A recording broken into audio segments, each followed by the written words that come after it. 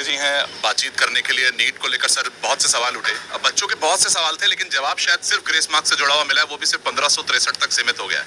तो अभी फिलहाल आप इतने बच्चों से मिल रहे हैं, माता पिता से मिल रहे हैं, खुद आप पढ़ाते हैं, तो सर अभी क्या स्थिति है? अगर इस पूरे केस को मैं समझूं कि सुनवाई भी हो गई, कह रहे हैं कि चलिए 13-23 तारीख को एग्जाम भी, लेकिन अभी कहाँ फंसा हुआ? सर और पिटिशंस फाइल हो रही है, हमारी भी पिटिशन है जिसकी सेकंड बेंच में ट्यूसडे को सुनवाई होने की पूरी उम्मीद है। जो कल वाला मुद्दा था वो शायद एनटी ने डायरेक्ट बता दिया कि अगर ग्रेस का कोई मुद्दा है तो हम मान रहे हैं कि ग्रेस में गलती हुई है और हम 1563 बच्चों को वापस एग्जामिनेशन के लिए बोल देते हैं।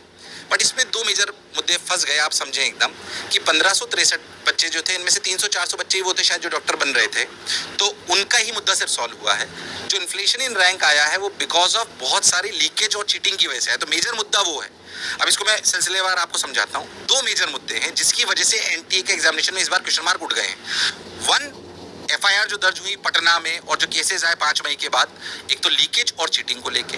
दूसरा जो मेजर मुद्दा है वो ग्रेस मार्क्स को लेके। अब मैं आपको बताता हूं इनका इंपैक्ट कितना है, एक शिक्षाविद होने के नाते जो मुझे डेटा समझाता है। इस बार 600 के ऊपर 29,000 रैंक थी, पिछली बार 348, 600 नंबर पे इस पे। हाँ, इस बार 81,179 है। ये 176% की इंक्रीज है एकदम से।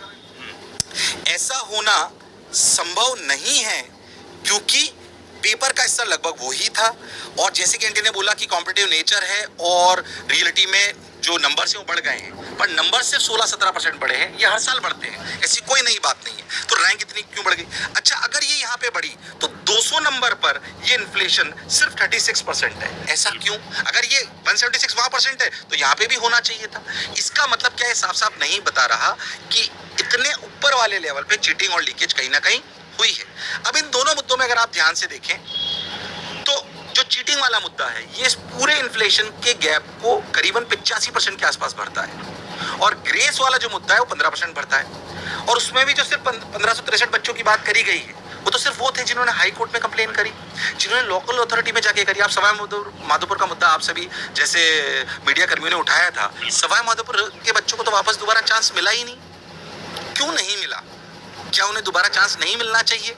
क्योंकि वहां पे तो गड़बड़ी हुई है, साक्ष्य है, सबके पास है। बिहार में हुई है, गोधरा में हमने देखा कि किस तरीके से। तो बिल्कुल सही बात बोल रहे हैं। तो जहां जहां लोकल अथॉरिटीज में कंप्लेन डाली गई थी, क्या उस विंडो को वापस ओपन करके उन बच्चों को फेयर चांस दोबारा रीनीट का नहीं होना चाहिए? एक और सेंटर को लेकर, गोधरा को लेकर हुआ कि 10-10 लाख रुपए लेकर यहाँ पर उस सेंटर में बुलाया गया। 1000 किलोमीटर से बच्चे उस सेंटर में से बच्चे हैं वहाँ पे। तो ये आपने खुलासा किया, तो क्या लग रहा है आपको कि ये सब क्या है कि डीएम पेपर चालू होने से पहले आ जाता है, वहाँ पर इतनी दूर से बच्चे आते हैं? ये साफ तौर पे इसकी ट्रांसपेरेंसी तो खोज रहे हैं शायद। बिल्कुल हम खोज रहे हैं, और मैं फिर एनटीए से एक बार कहना चाहता हूँ कि मैं आपको एक सिंपल सा एग्जांपल ही देना चाहता हूँ। एनटीए इसको ब्लेम की तरह ना ले। हम शिक्षाविद कोई एनटीए को ब्लेम नहीं, हम तो फेयर एग्जामिनेशन की डिमांड करते हैं। ऐसा समझिए कि पूरे विश्व में 24 लाख बच्चों को ओएमआर पे टेस्ट फेयरली कराने वाली एजेंसी सिर्फ एनटीए है। शायद ये रॉकेट ले जाने जैसी बात है, इसमें गड़बड़ी हो भी गई तो एक्सेप्ट करिए, दोबारा करते हैं ना। चंद्रयान पहली बार फेल हो गया तो हमारे साइंटिस्ट को क्रिमिनल थोड़ी मान लिया गया। उन्होंने प्लीज 24 लाख बच्चे जिस एग्जामिनेशन को दे रहे हैं ओएमआर पे, ऐसा विश्व में कहाँ होता है? तो लेकिन सर, मतलब मैं बात करूं जैसे कि अब नई कमेटी, हाई पावर्ड कमेटी बनाई जीआरसी को लेकर। मैं आपको ये अगर लेटर दिखाऊं जो 12 तारीख को मीटिंग हुई थी, उसमें ये अगर आप ये पॉइंट आप खुद पढ़ पाए कि जीआरसी ने क्या रिकमेंड किया था। GRC recommended the award of marks without examining the impact of such an exercise by taking into account the core consequential aspects including the number of questions attempted by the individual candidates. This is यही पहले उनकी जो committee बनती है जब exam के बाद, वो जीआरसी ये सोचती है कि चलिए इस तरीके से एग्जाम देते हैं, लेकिन जब हाई पावर्ड कमेटी बनी उसने यहाँ पे साफ कर दिया कि आप कैसे बांट रहे थे। हाँ, ये नहीं हो सकता। वो जो ग्रेस मार्क्स बांटे गए वो तो एनटी को भी पता था कि पहले दिन ही हम अगर कोर्ट में दलील होगी